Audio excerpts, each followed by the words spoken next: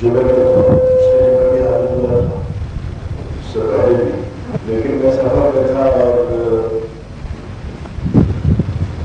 کئی جمعہ ہو گئے تھے آپ کے سامنے کچھ بیان اور تقریر نہیں ہوئی، کچھ طبیعت بھی ٹھیک نہیں. پھر ایک وجہ یہ بھی ہے کہ یہ بھی ایک اطمینان ہو گیا کہ میں جب نہیں ہوتا ہوں تو مجھ سے زیادہ بہتر طریقے پر محمد اعلیٰ صاحب جو ہیں اس ذمہ داری کو پورا کرتے ہیں. تو یہ بھی ایک اطمینان ہے کہ یہاں زیادہ کمی محسوس نہیں ہونے دیتے اور دین کی بات جو ضروری ہے بیان کریں. باقی ان کے بیان کرنے میں ایک فائدہ یہ بھی ہے کہ وہ عربی میں بھی، فارسی میں بھی، پشتو میں بھی، اردو میں بھی، ان 4 زبانوں میں ملا کے بیان کرتے ہیں. اور میں ظاہر ہے کہ صرف آپ سے وہی زبان بولتا ہوں جو یہاں رائج ہے. بہرحال زبان کا مسئلہ نہیں ہے. آج میرا بھی دل چاہ رہا تھا کہ کچھ آپ کے سامنے عرض کروں. میں گیا تھا سفر اور میں ایران گیا اور شام گیا اور اردن گیا. اردن میں جب میں تھا تو وہاں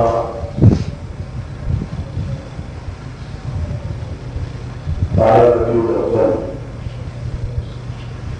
حضور اکرم صلی اللہ علیہ وسلم کی ولادت طیبہ کا دن تھا اور سرکاری طور پر وہاں پر بھی اس کا اہتمام ایسے ہی ہوتا ہے جیسے ہمارے یہاں.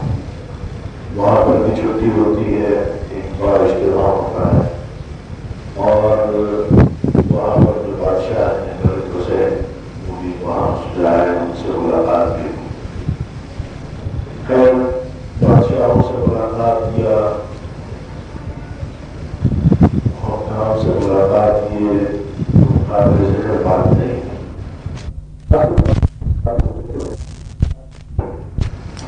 یہ ساری کی ساری زمین جو ہے جہاں پر میں نے سفر کیا، یہ علماء نے لکھا ہے کہ یہ ارض القرآن ہے، یہ قرآن کی سرزمین ہے. یعنی یہ وہ مقامات ہیں کہ اللہ نے اپنی کتاب میں جن مقامات کا ذکر کیا ہے، جن جگہوں کا ذکر کیا ہے، یہی مقامات ہیں سارے. اردن کے اندر بھی یہ وہ علاقہ ہے کہ جو پہلے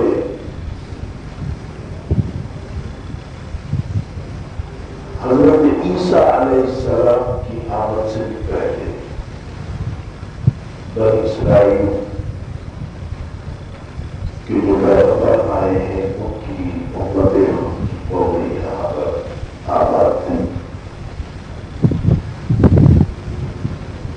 وہاں پر دو نبیوں کے مزارات کی زیارت ہوئی. ایک حضرت شعیب علیہ السلام اور ایک حضرت یوشع علیہ السلام. یہ حضرت یوشع علیہ السلام جو ہے ان کا دور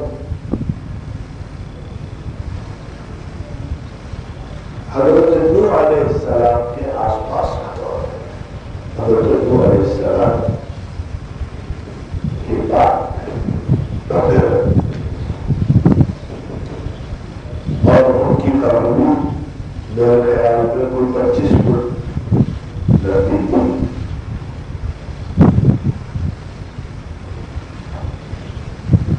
حضرت شعیب علیہ السلام کی قبر جو تھی وہ بھی اتنی تو نہیں تھی، لیکن یہاں تھوڑی سی کم تھی 5 سال کم.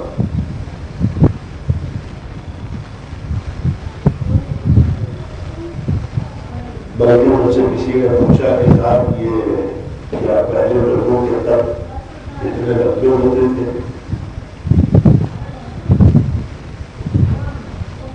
تو میں نے ان کو بتایا کہ ہاں روایات سے جو پتہ چلتا ہے کہ حضرت آدم علیہ السلام کا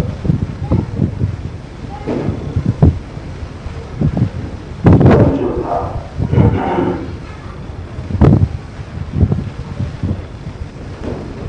وہ بعض روایات کے مطابق 60 فٹ تھا،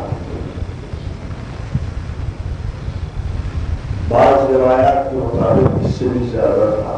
لیکن بہرحال جو ہمارا اور آپ کا قد ہے وہ قد نہیں تھا، اس سے بڑی قد.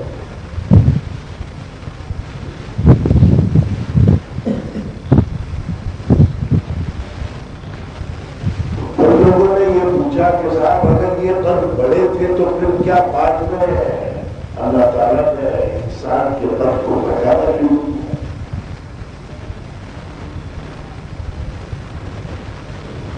تو ظاہر ہے کہ ہمارا قد جو ہے وہ 5 فٹ سے لے کے اور 6 فٹ 6.5 فٹ، اور اگر کسی کا 7 فٹ سے بھی اوپر ہو جائے تو پھر اخبار میں تصویریں چھپتی ہیں کہ یہ بہت بڑا.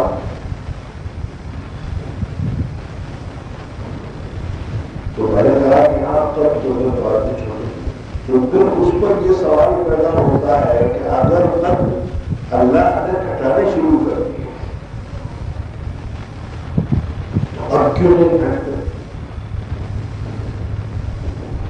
اب بھی چھوٹا ہونا چاہیے اور چھوٹا ہونا چاہیے. اور یہاں تک کہ جب قیامت قائم ہوگی تو پھر آدمی کو 1 انچ کا ہونا چاہیے.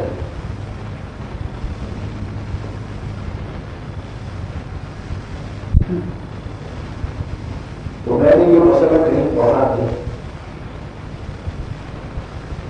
یہ کہیں ہمیں پڑھایا نہیں گیا نہ کتاب کو کہیں دیکھا. لیکن ایک بات یاد رکھیے کہ علم پڑھنے کی جو چیز ہے کتاب سے حاصل کریں،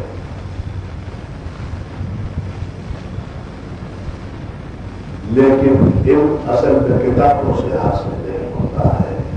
علم ہوتا ہے علماء کی اور بزرگوں کی چوٹیوں کی وجہ سے.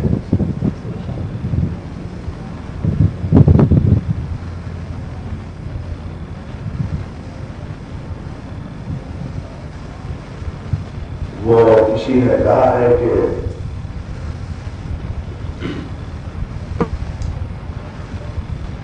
نہ کتابوں سے نہ مدرسوں سے نہ نظر سے پیدا،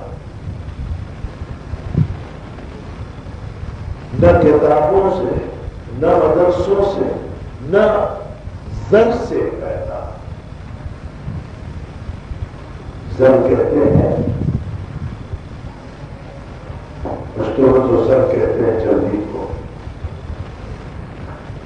اور اردو میں زر کہتے ہیں، فارسی میں زر کہتے ہیں دولت کو، پیسے کو.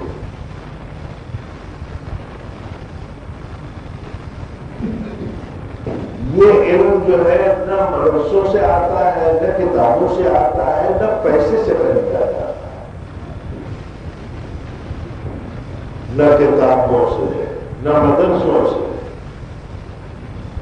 نہ زر سے پیدا.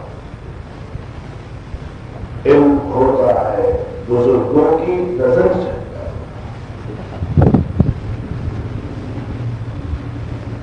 اللہ والوں کی اور بزرگوں کی جوتیوں میں ان کی صحبت اختیار کرے تو جو ایک انسان کے اندر چیز پیدا ہوتی ہے اس کا نام ہے. خیر ہم تو یہ دعویٰ بھی نہیں ہے کہ بزرگوں کے ساتھ اور بیٹھے ہیں، لیکن الحمدللہ ہم نے تو لوگوں کو تو نہیں دیکھا، لیکن جو بزرگوں کی نشانیاں تھیں چھوٹی ہوئی آخری نشانیاں ان کو دیکھا۔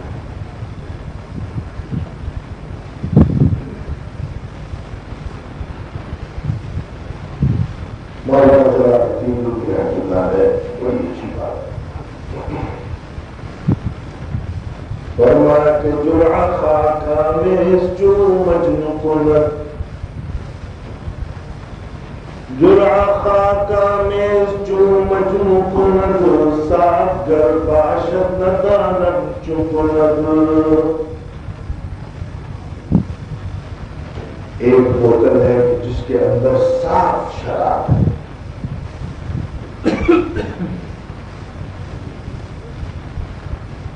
جب وہ ختم ہو جائے اور نیچے رہ جاتی ہے بالکل بچی ہوئی،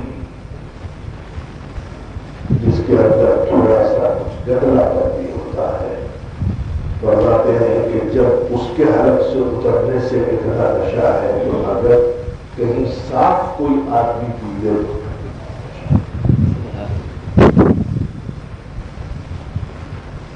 ہم نے جن بزرگوں کو دیکھا وہ اصل میں بزرگوں کی تلچھٹ تھے، وہ آخری قطرہ، وہ آخری خون، ان کو دیکھ کے اور ان کے ساتھ تھوڑا بہت وقت گزار کے جو نشہ آج تک ہم پر طاری ہے، ہم یہ سوچتے ہیں کہیں واقعی اپنے اکابر کو اور علماء کو اگر دیکھ لیتے تو آج ہمارا کیا تھا۔ فرمایا کہ جرعہ خاکہ میں جو مجنو کند، جرعہ خاکہ میں جو مجنو کند، صاف گر باشد ندانت چکند۔ ہم نے اکابر کو تو بزرگوں کو نہیں دیکھا، لیکن ہم نے دیکھا ہے حضرت مولانا اشرف علی تھانوی رحمۃ اللہ علیہ کے خلفاء سے حکیم مفتی محمد حسن صاحب رحمۃ اللہ علیہ جاوید،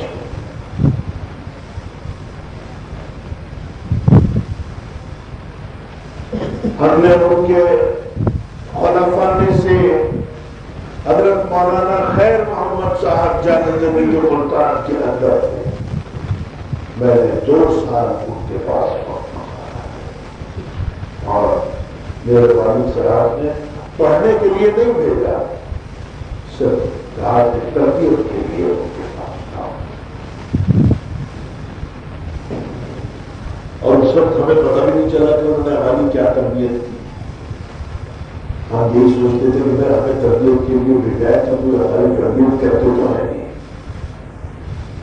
تو تربیت اس وقت تو سمجھ میں نہیں آئی کیا، لیکن جب مسجد میں آتے تھے طلبا کے ساتھ تو طلبا جو ہے جب مسجد میں نمازی داخل ہوتے تھے تو جوتے سب کے سیدھے کرتے تھے۔ ایک دن مولانا خیر محمد صاحب کے ساتھ میں باہر جب مسجد سے آ رہا تھا مجھ سے فرمایا کہ تم نے بھی کبھی جوتے سیدھے کیے ہیں؟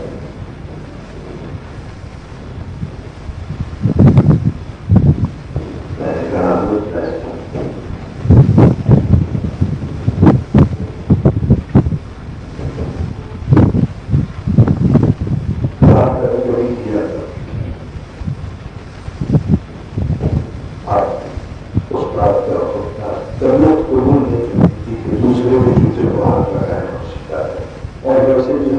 بڑے باپ کے بیٹے تھے تو ہم اس میں اپنی شان سمجھتے تھے کہ گھٹتی ہے کہ جوتا اٹھا کے جیتا،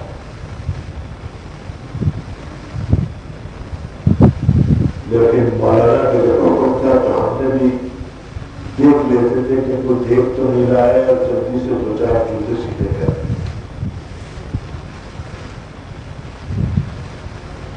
اس کے بعد آج پھر سبھی دعا جب کرتے تھے تو پھر یہ کوئی ایپ معلوم ہی نہیں ہوا، پھر ہم نے بھی کر دی۔ تربیت ہماری کوئی خاص نہیں کی،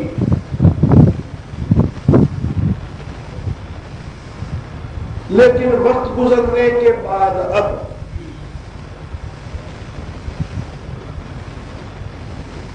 جن بزرگوں نے ہم سے نمازیوں کے جوتے سیدھے کروائے، آج ان جوتا سیدھا کرنے کی بدولت آج دل سے یہ دعا نکلتی ہے کہ اللہ تعالیٰ ہمارے بزرگوں کے درجات کو بلند وہ ہمیں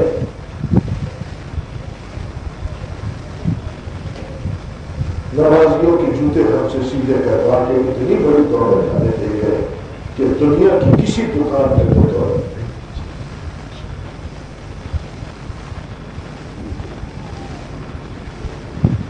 اور وہ یہ ہے علماء کا سب سے بڑا مرض جو ہے یہ ہے، ایک مرض تو وہ ہے کہ جو عام آدمی میں ہوتا ہے اور ایک مرض وہ ہے کہ جو خاص لوگوں میں ہوتا ہے۔ علماء کا سب سے بڑا مرض جو ہے وہ ہے ان کے اندر غرور، کبر، بڑائی، یہ آپ کو علماء کے اندر اکثر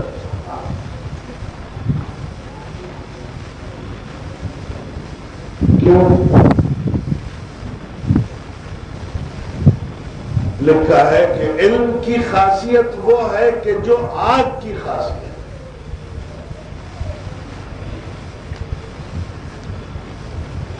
آگ جلائیں تو آگ کی خاصیت یہ ہے کہ وہ ایک تو روشنی کرے گی،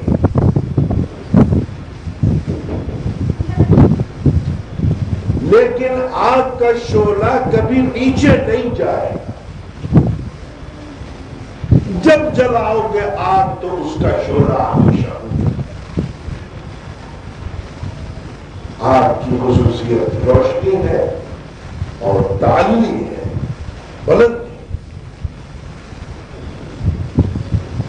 فرمایا کہ علم کے اندر بھی خاصیت وہی ہے جو آگ کے اندر ہے، علم سے روشنی بھی ہوتی ہے، اور علم کی خاصیت بھی شعلے کی طرح ہے کہ وہ کبھی نیچے پستی میں نہیں جاتا، علم ہمیشہ اوپر۔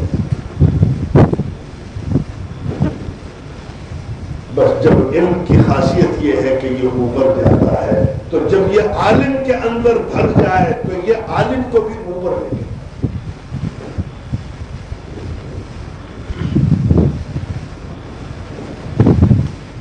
اور یہی مجھے علم کا ہونا کمال نہیں ہے، یہ بات یاد ہے۔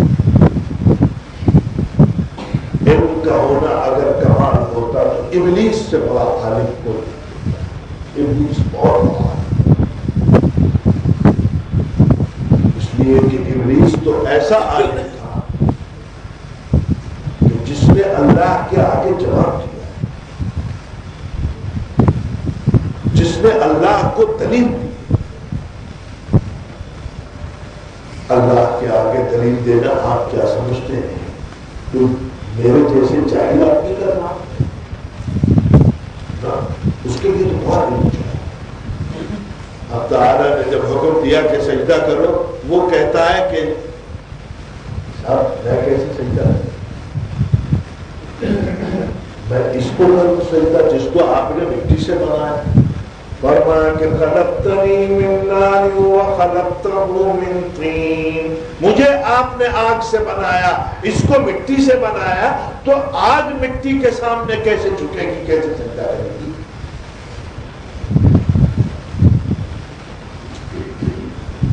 اللہ کے آگے دلیل پیش، بس یہی دلیل اللہ کے درگاہ میں کبھی کبھی انسان کو باتوں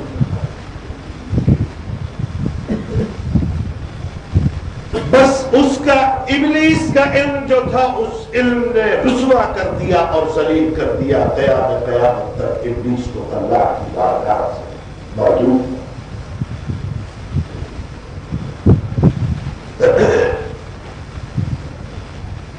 عرض یہ کر رہا تھا کہ علم کی خاصیت ہے روشنی اور بلندی۔ عالم کی سب سے بڑی کمزوری اور خامی جو ہے وہ یہ، بہت کم آپ کو ایسے اہل علم ملیں گے کہ جن میں علم بھی ہو اور جن میں پستی، اور صفت ہے کس کی؟ یہ صفت ہے سرکار عالم صلی اللہ علیہ وسلم۔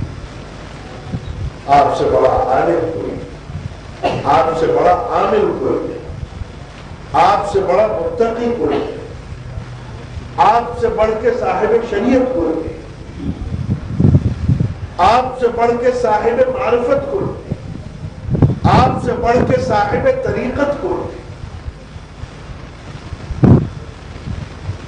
لیکن وہ جو واقعہ ہے وہ عجیب و غریب واقعہ ہے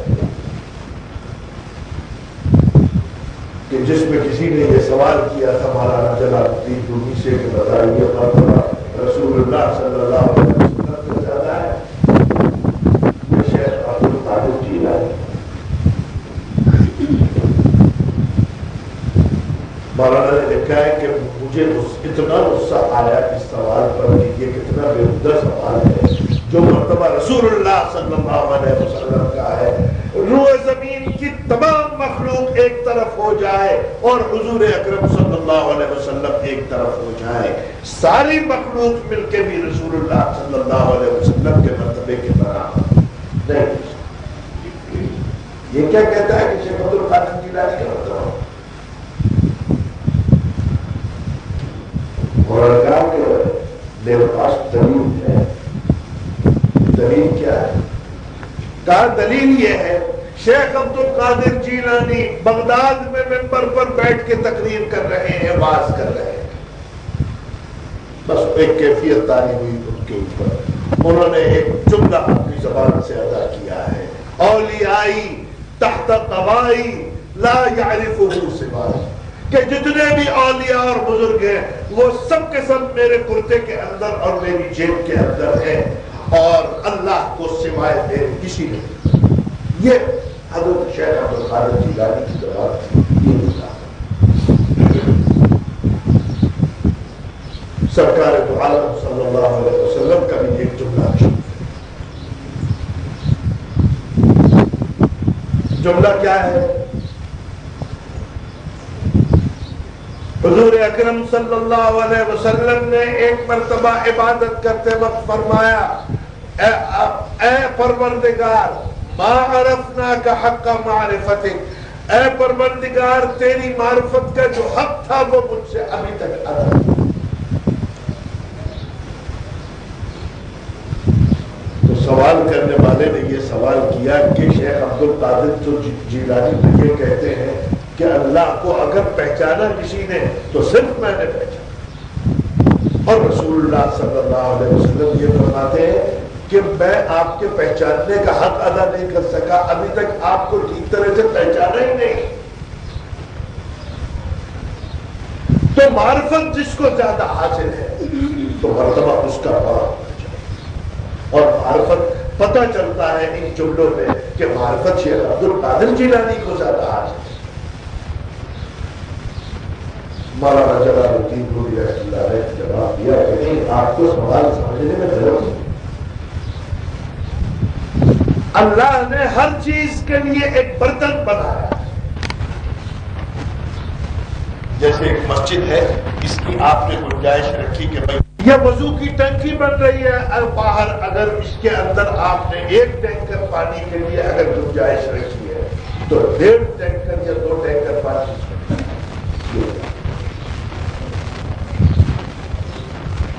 اللہ تعالیٰ نے ہر انسان کو اپنی معرفت کا بھی ایک برتن دیا، ایک ظرف دیا۔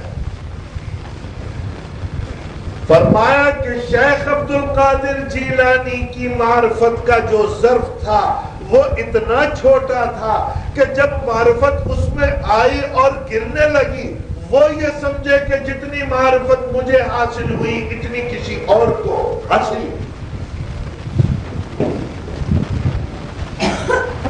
لیکن سرکار دو عالم صلی اللہ علیہ وسلم کو معرفت کا اللہ نے اتنا بڑا ظرف عطا فرمایا کہ جیسے جیسے معرفت اس میں ڈالی جاتی ہے وہ اس وقت بھی خالی نظر آتا ہے۔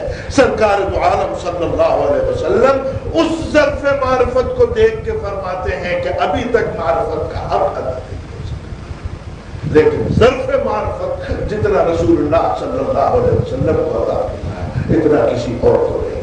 تو معلوم یہ ہوا کہ معرفت بھی سرکار عالم صلی اللہ علیہ وسلم کو جاتی. میں یہ بات اس لیے عرض کر رہا ہوں کہ دراصل حضور اکرم صلی اللہ علیہ وسلم کا صدقہ اور فضل ہے. آپ کے پاس اتنا بڑا ضرب تھا، علم کا ضرب بھی، معرفت کا ضرب بھی، عمل کا ضرب بھی، کہ آپ کے کسی عمل سے آپ کے اندر بڑائی اور کبر اور غرور، یہاں تک کہ جب سرکار دو عالم صلی اللہ علیہ وسلم اپنے صحابہ کے ساتھ چلتے تھے تو اس شان سے چلتے تھے کہ یہ پتہ نہیں چلتا تھا کہ اس میں صحابہ کون ہے اور رسول اللہ صلی اللہ علیہ وسلم کون ہے، جب تک کہ تعارف نہ کرا دیا جائے کہ یہ ہے محمد رسول اللہ صلی اللہ علیہ وسلم. علم کی خاصیت وہ ہے جو آگ سے روشنی ہوتی ہے، آگ غلط. اسی لیے علماء جب تک اس کا اہتمام نہیں کرتے کہ انسان کی تربیت کریں اور اس کے اندر سے بڑائی کے اور کبر کا جتنا بھی مادہ ہے وہ نکالیں. حضرت عمر فاروق رضی اللہ عنہ امیر المؤمنین، اور امیر المؤمنین یہ کتابوں میں پڑھتے ہیں آپ، امیر المؤمنین کی وہ حیثیت ہے آج دنیا کے کسی صدر مملکت کی بھی وہ عزت و احترام اور وہ عظمت نہیں ہے کہ جو اس وقت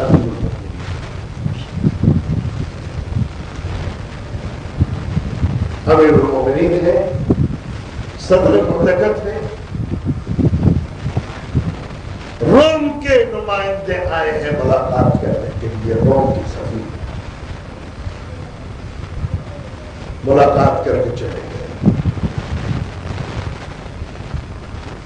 ملاقات کر کے چلے گئے. اگلے دن صبح کو جو دیکھا تو حضرت عمر فاروق رضی اللہ تعالی عنہ اپنے کندھے کے اوپر مشک پانی کی ڈال کے ہاتھوں میں گلاس لے کے پھر رہے ہیں مدینے کی گلیوں کے اندر اور لوگوں کو نکال نکال کے کٹورے میں پانی پلا رہے ہیں. لوگوں نے دیکھا کہ امیر المومنین پانی پلا رہے، دوڑ کے کہا کہ اے امیر المومنین یہ خدمت تو بہت معمولی خدمت ہے، یہ تو کوئی بھی انجام دے سکتا ہے، آپ کے تو بڑے بڑے کام ہیں، آپ تو ہمارے اس کام کے لیے. فرمایا بے شک ثواب ہے، لیکن یہ ثواب تو آپ کے لیے تو بہت معمولی ہے. فرمایا کہ پانی لوگوں کو ثواب کے لیے نہیں ملا،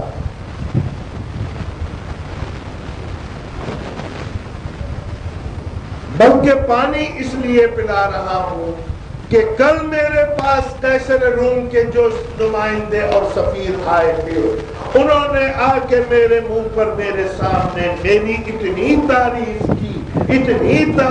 کی کہ مجھے اپنے قلب پر زنگ اور میل محسوس ہوا، اور میں نے کہا کہ اے عمر اس کا ایک ہی علاج ہے کہ مدینے کی گلیوں میں جب تک لوگوں کے سامنے اپنے آپ کو چھوٹا بنا کے نہیں پیش کریں گے اس وقت تک قلب پہ آنے والا یہ میل اور زنگ دور دے.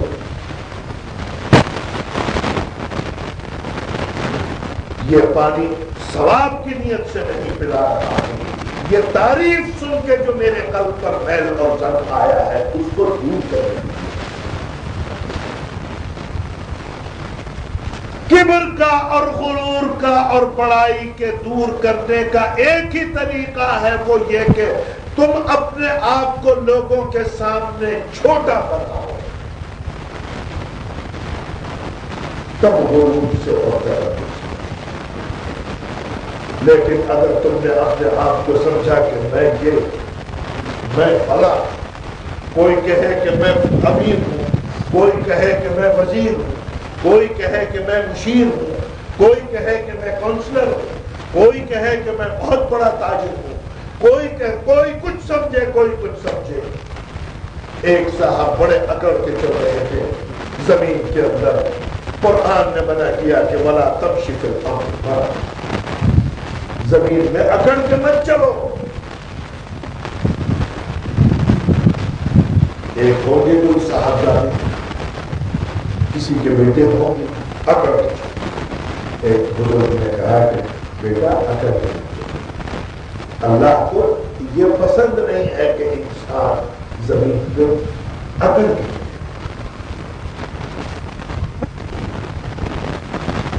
انہوں نے کہا کہ اوئے اوئے کیا کہتے ہو تم، ہمیں منع کرتے ہو اکڑ کے نہیں چلو، جانتے ہو میں کون ہوں؟ ہوگا ایس پی کا بیٹا ہو، ڈی ایس پی کا بیٹا ہو، کسی وزیر کا بیٹا ہو، کوئی بھی ہو۔ انہوں نے کہا بھائی میں یہ تو جانتا تو کون ہوں، لیکن تمہارے بارے میں میں ایک بات جانتا ہوں۔ وہ کیا؟ کہا کہ تمہاری اصل جو ہے وہ یہ ہے کہ ایک ناپاک قطرہ تھے نطفے، یہ تمہارے اگر کپڑے پہ لگ جائے بدن سے خارج ہو جائے تو بغیر غسل کے نماز ہے، یہ تمہاری اور تمہاری انتہا یہ ہے کہ ایک بے جان لاشا پڑا ہے کہ جس کے اوپر چمٹے کیڑے مکوڑے نوچ نوچ کے اس کی بوٹیاں کھا رہے ہیں اور پورے بدن کے اندر کیڑے چل رہے ہیں، وہ تمہاری ابتدا ہے ناپاک قطرہ، اور یہ تمہاری اور اس ابتدا اور اس انتہا کے درمیان کی مدت جو گزری ہے وہ ایسی ہے کہ ہر وقت تمہارے پیٹ کے اندر نجاست اور یہ تو خدا کا شکر ادا کرو کہ ہم سب مسجد میں بیٹھے ہیں، کسی کو بدبو نہیں ہے۔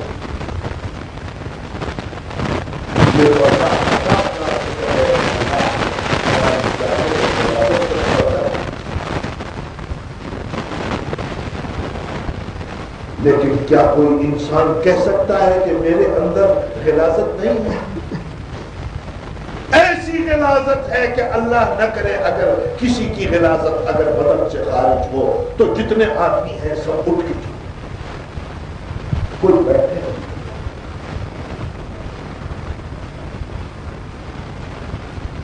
ایک شخص تھا، اس نے کہا کہ بھائی ایسا کرو، تمہیں کس چیز کا شوق ہے؟ اس نے کہا کہ صاحب مجھے مٹھائی کا بڑا شوق ہے۔ انہوں نے کہا مٹھائی کا شوق ہے، جب میں بازار سے انہوں نے کہا جا کے مٹھائی لے کے آؤ، میں لڈو بھی لے کے آؤ، اچھی مٹھائی۔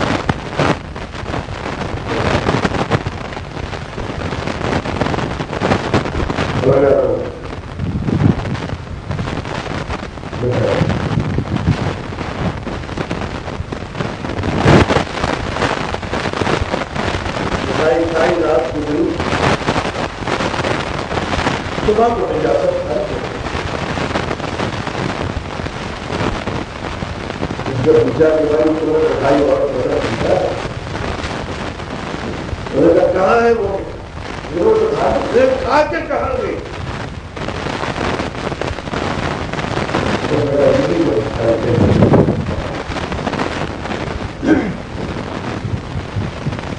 یہ مٹھائی کا عیب نہیں ہے کہ جو اس کے اندر بدبو ہے، یہ تمہارا عیب ہے کہ اس نے تمہارے ساتھ چند گھنٹے گزارے جو اتنی خوشنما چیز اور مطالعہ چیز کو اتنا بدبودار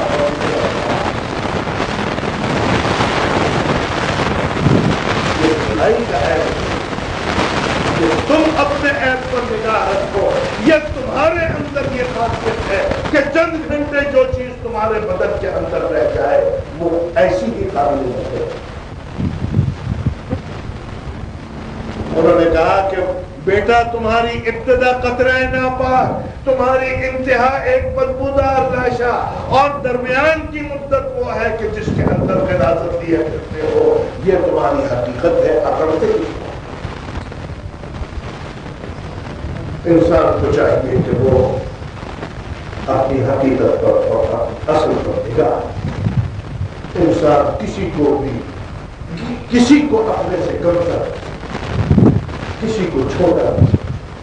ہر ایک دعا یہی کرنی چاہیے، اے اللہ مجھے لوگوں کی اپنی نگاہ میں چھوٹا کر، میرے اندر تو بڑائی ہے، اس وقت بڑائی سوائے اللہ کی ذات کے کسی کو بڑائی زیور نہیں دیتی۔ اس بڑائی کے آگے پھر کوئی بڑائی قابل ذکر بڑائی نہیں ہے، اور جو کچھ آج بڑائی ہمیں اور آپ کو ملی ہے یہ بھی اللہ ہی کی بڑائی ہے، اس میں بھی کسی کی بڑائی نہیں۔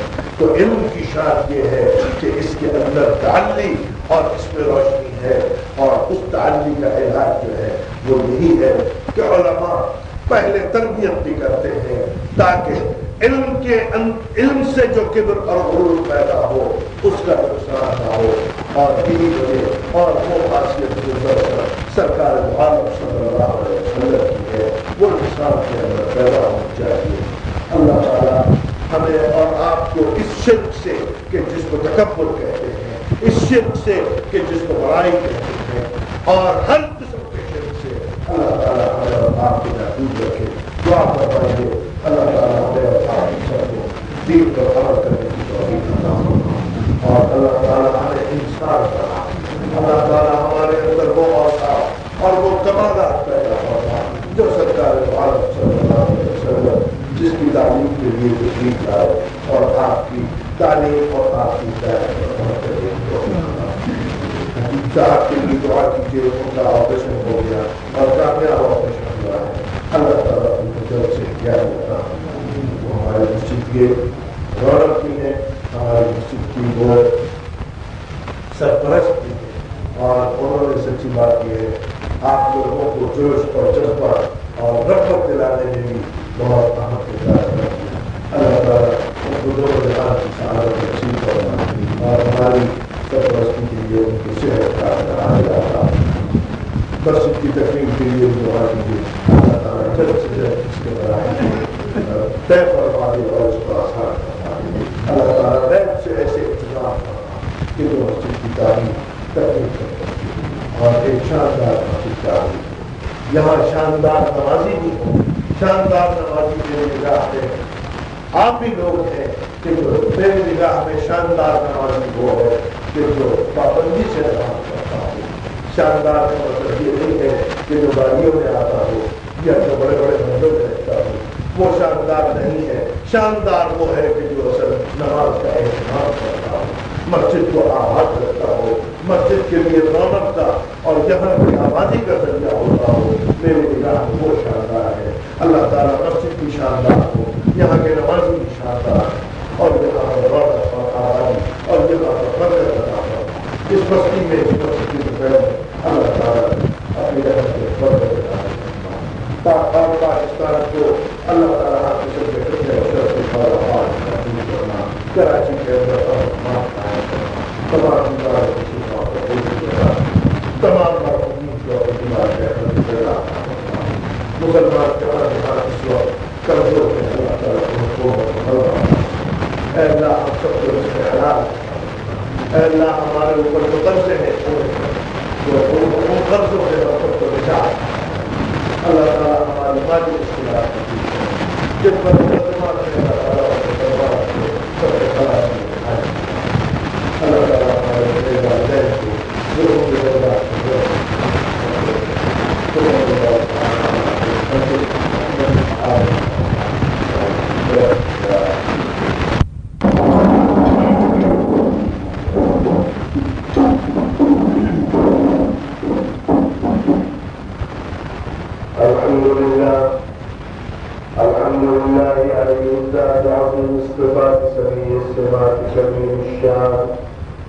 جليل القدر في عزة وطاع الأمر جليل البرهان بخيل الاسم غزير العلم وسيع العلم كثير الغفران جميل السماء جزيل العطاء مجيب الدعاء عظيم الإحسان سريع الحساب شديد العقاب أليم العذاب عزيز السلطان ونشهد أن لا إله إلا الله وحده لا شريك له ونشهد أن سيدنا ونبينا ومولانا محمدا عبده ورسوله المبعوث إلى الأسود والأحمر المنعوت بشرف الصدر ورفع الذكر وصلى الله تعالى عليه وعلى آله وأصحابه الذين هم خلاصة العرب الحرباء وخير الخلائق بعد الأنبياء.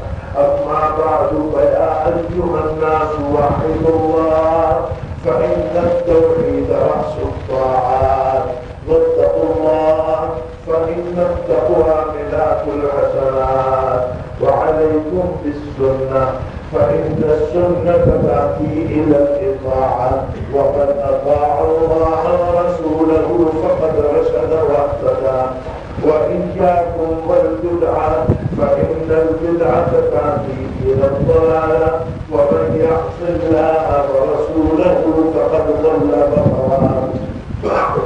وعليكم بالصدق فإن الصدق ينجي والكذب يهلك وعليكم بالإحسان فإن الله يحب المحسنين ولا تحب الدنيا فتكونوا من الخاسرين ولا تقنطوا من رحمة الله فإنه أرحم الراحمين. ألا وإن نفسا لن تموت حتى تستكمل رزقها فاتقوا الله وأجمدوا في الطلب وتوكلوا عليه فإن الله يحب المتوكلين.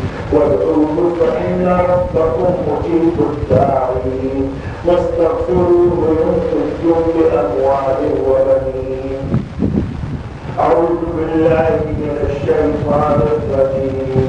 وقال ربكم ادعوني أستجب لكم الذين يستكبرون عن عبادتي سيدخلون جهنم داخلين.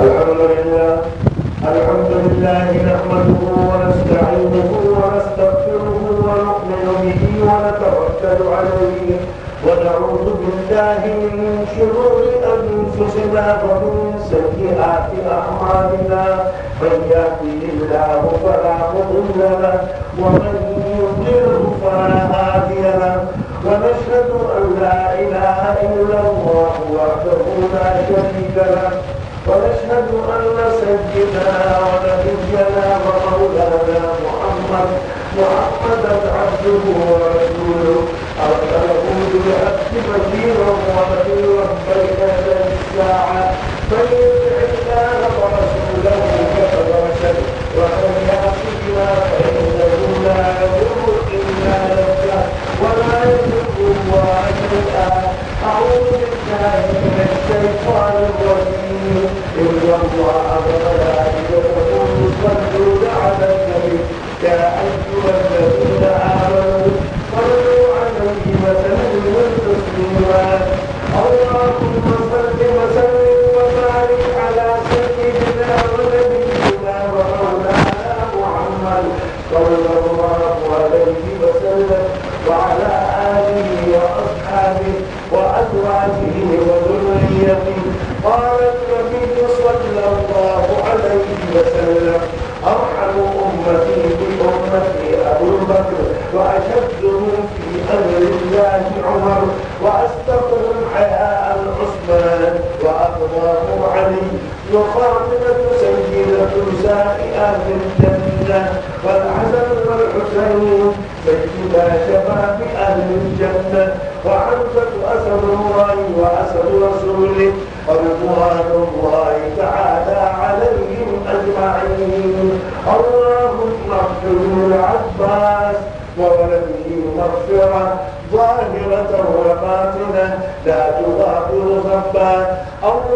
الله في أصحابي لا تتخذوهم من بعدي غرضا فمن أحبهم فبحبي أحبهم ومن أبغضهم فببغضي أبغضهم وخير القرون قرني ثم الذين يلونهم ثم الذين يلونهم إن الله الله يأمر بالعدل والإحسان وإيتاء ذي القربى وينهى عن الفحشاء والمنكر والبغي يعظكم لعلكم تذكرون اذكروا الله يذكركم وادعوه يستجب لكم ولذكر الله تعالى أعلى وأولى وأعز وأجل وأهم وأتم وأكبر.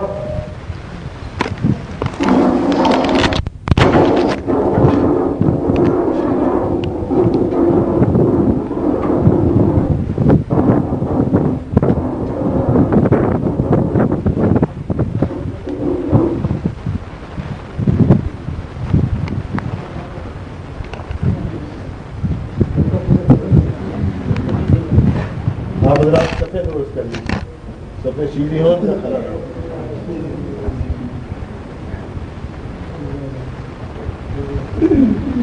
पूरा सब पूरा रे।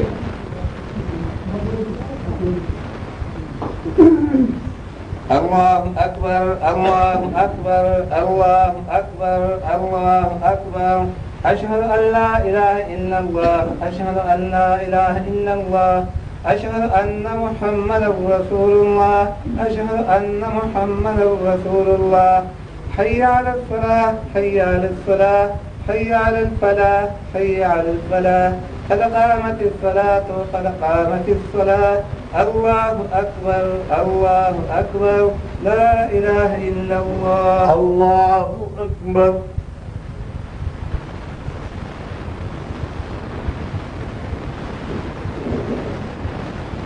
الحمد لله رب العالمين الرحمن الرحيم مالك يوم الدين إياك نعبد وإياك نستعين اهدنا الصراط المستقيم صراط الذين أنعمت عليهم غير المغضوب عليهم ولا الضالين.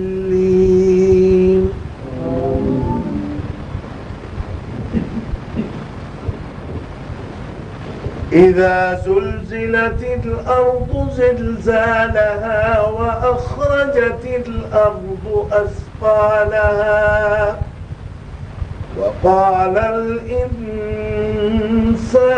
ما لها يومئذ تحدث أخبارها بأن ربك أوحى لها يومئذ يصدر الناس أشتاتا ليروا أعمالهم فمن يعمل مثقال ذرة خيرا يره ومن يعمل مثقال ذرة شرا يره. الله أكبر.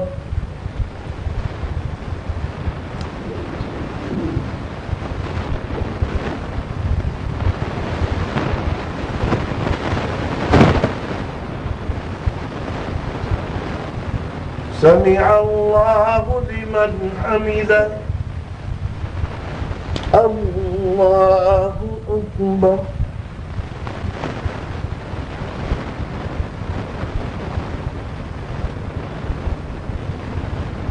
الله أكبر. الله أكبر.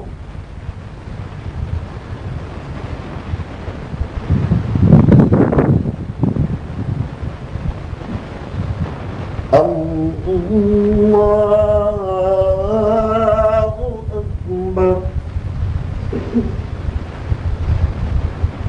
الحمد لله رب العالمين الرحمن الرحيم مالك يوم الدين إياك نعبد وإياك نستعين اهدنا الصراط المستقيم المستقيم صراط الذين أنعمت عليهم غير المغضوب عليهم ولا الضالين.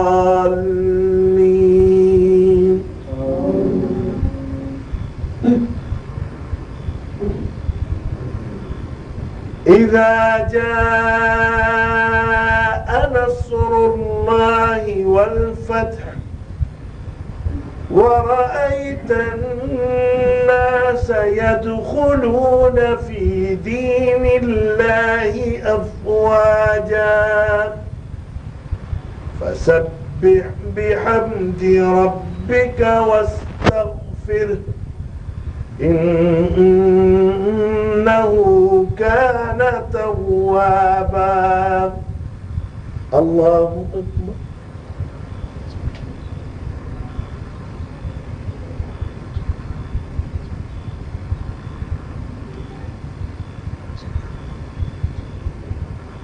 سمع الله لمن حمده.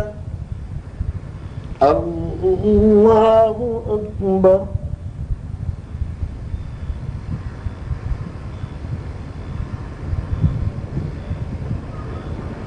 الله أكبر. الله أكبر.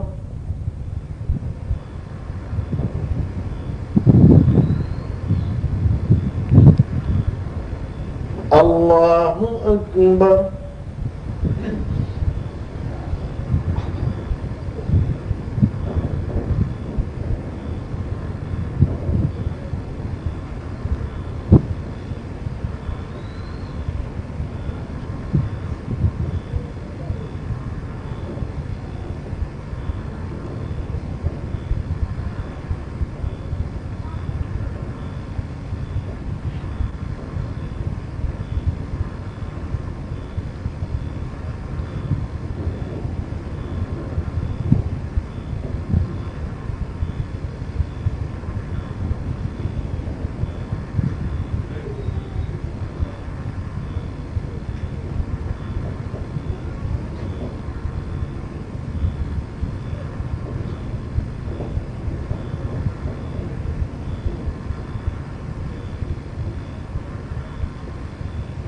السلام عليكم ورحمة الله. السلام عليكم ورحمة الله.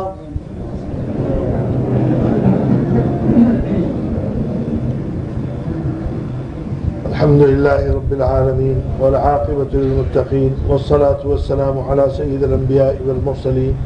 ربنا آتنا في الدنيا حسنة وفي الآخرة حسنة وقنا عذاب النار وقنا عذاب القبر وقنا عذاب الحشر وقنا عذاب الميزان وقنا عذاب النار. ربنا تقبل منا إنك أنت السميع العليم وتب علينا إنك أنت التواب الرحيم. دعا فرمائیے اللہ تعالی ہماری نماز کو قبول فرما. اے اللہ ہمارے گناہوں کو معاف فرما. اے اللہ ہماری خطاؤں سے درگزر فرما. اے اللہ ہماری تمام صغیرہ اور کبیرہ لفظوں سے درگزر فرما. اے اللہ آتش جہنم کو ہم پر حرام فرما. اے اللہ ہم سب کی مغفرت فرما. اے اللہ اسلام پر زندہ رکھ اور ایمان پر خاتمہ فرما. اے اللہ دین پر عمل کرنے کی توفیق عطا فرما. اے اللہ حضور اکرم صلی اللہ علیہ وسلم کی محبت سے قلوب کو لبریز فرما. آخرت میں آپ کی شفاعت اور معیت نصیب فرما. دعا فرمائیے اللہ تعالی ہم سب کو دین پر عمل کرنے کی توفیق عطا فرما. اے اللہ عالم اسلام کو دشمنوں کے فتنے اور شر سے محفوظ فرما. جہاں جہاں مسلمان مغلوب ہیں اور کمزور ہیں اللہ تعالی وہاں ان کو قوت اور غلبہ عطا فرما. اے اللہ پاکستان کو استحکام عطا فرما. یہاں کے رہنے والوں میں باہم اخوت اور محبت پیدا فرما. اے اللہ ہمارے صوبے میں اور ہمارے شہر میں خاص طور پر امن و امان قائم فرما. اور یہاں جو صورتحال ہے اللہ تعالیٰ اس کو امن سے تبدیل فرما دے. دعا فرمائیے اللہ تعالیٰ تمام بیماروں کو شفا اور تندرستی عطا فرما. تمام پریشان حالوں کی پریشانیوں کو دور فرما. جو مقروض ہیں اللہ تعالیٰ انہیں قرض سے نجات عطا فرما. جو بے روزگار ہیں اللہ تعالیٰ انہیں جائز روزگار عطا فرما. جو مرحومین ہیں اللہ تعالیٰ ہمارے ان سب کو اپنی جوار رحمت کو جگہ عطا فرما. حکیم صاحب کے لیے دعا کیجئے کہ اللہ تعالیٰ خصوصی دعا کیجئے اللہ تعالیٰ ان کو جلد صحتیابی عطا فرما اور اللہ تعالیٰ ان کا سایہ تادیر ہمارے اوپر قائم رہے. وصلی اللہ تعالیٰ علی خیر خلقہ سیدنا مولانا محمد وعلی آلہ واصحابہ اجمعین برحمتک یا ارحم الراحمین.